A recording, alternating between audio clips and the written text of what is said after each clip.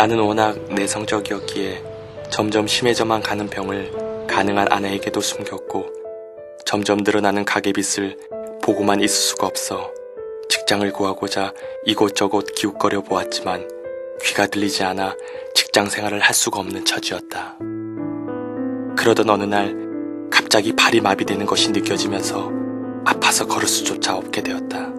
간신히 집으로 돌아왔으나 그 후 자리에 눕고 말았고, 류마티스 관절염으로 걸을 때마다 통증이 생기더니 지팡이를 의지해야만 걸을 수 있었다. 그런데 몸이 병들어 받는 고통보다 더 견디기 어려운 고통은 정신적인 고통이었다. 귀가 들리지 않는다는 사실이 내겐 큰 서름이었고, 나는 초등학교 때 사고로 한쪽 귀 고막이 터져 가는기가 먹은 상태였다. 그런데 5, 6년 동안 많은 양의 독한 약을 먹다 보니 남은 한쪽 귀마저 들리지 않는 게 아닌가. 아무리 상대방 입모양을 뚫어지게 보고 있어도 말을 정확하게 알아들을 수가 없었고, 가족들에게조차 귀가 들리지 않는다는 말을 할 수가 없었다. 병신이라는 말을 듣는 것이 싫었으며 그것이 두려웠기 때문이었다.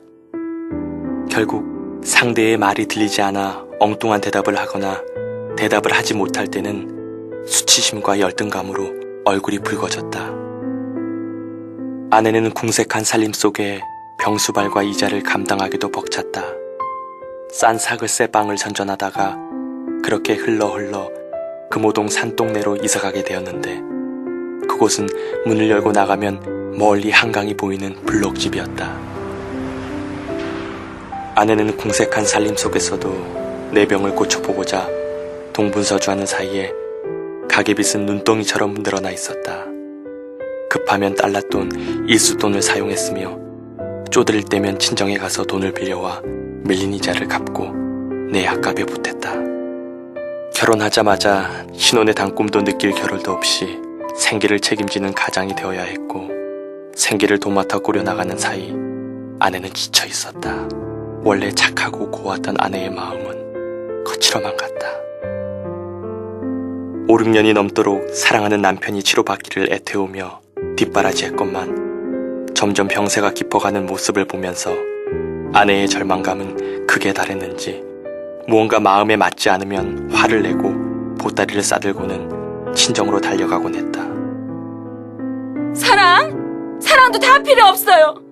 돈이 최고라고. 돈을 벌어오라고요. 돈을. 달러돈과 일수돈을 갚으라는 빚독촉을 받는 날이면 더 이상 참지 못하고 이혼하겠다며 아내는 집을 뛰쳐나갔다. 그러나 대부분 몇 날이 안 되어 집에 돌아오곤 했다.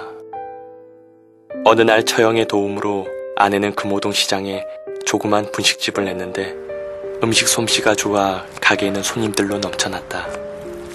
아내는 빚을 갚기 위해 한 푼이라도 더 벌려는 마음에 새벽 일찍 집을 나가 시장을 보고 음식을 만들어 늦게까지 장사를 한 후 밤 12시가 다 되어 피곤한 몸을 이끌고 집에 들어왔다.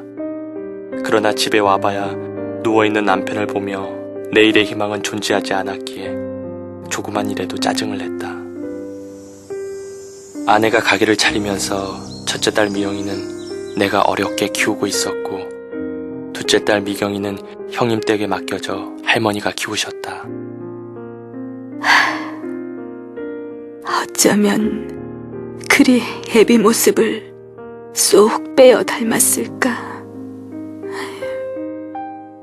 병든 아빠의 모습을 많이 닮아서였을까. 둘째 딸 미경이는 부모의 사랑도 제대로 받지 못했는데 걸레 조각을 입에 물고 혼자 놀고 있는 모습을 볼 때면 가슴이 미어지는 아픔과 고통을 느껴야 했다. 당시 나는 신경성 노이로제에 걸려 조그만 일에도 예민하고 신경이 날카로울 수밖에 없었고, 아내가 자존심을 건드리는 말을 하면 다툼으로 이어졌으며 처갓집 식구들은 나를 찾아와 동네 사람들이 듣도록 크게 야단쳤다. 자네도 사람인가? 더 이상 싸우지 말고 서로를 위해 헤어지는 것이 낫겠네. 나는 부끄러움과 서름에 얼굴이 빨갛게 물들었다. 집을 나갔던 아내는 다시 돌아와서 이렇게 말하였다. 당신 보고 싶어서 온 게 아니라 딸이 보고 싶어서 왔어요. 만약에 당신이 병을 치료받게 되면 나 그때 이혼할 거예요. 당장이라도 이혼하고 싶지만 지금 헤어지면 병신 남편을 버렸다고 손가락질 당할 게 뻔하니 지금은 못해요. 처음에는 부모 형제뿐 아니라 처갓집에서도 내 병을 고쳐보고자 열심히 돈을 대주면서 여러 가지 방법으로 도와주셨다. 그러나 세월이 갈수록 악화되는 병세에 일가 친척들은 차츰 내게서 발길을 끊었으며 나를 살리고자 갖가지 고생하며 애를 썼던 아내까지 나를 멀리하였고 결국 어머니마저 포기하셨다. 아이고.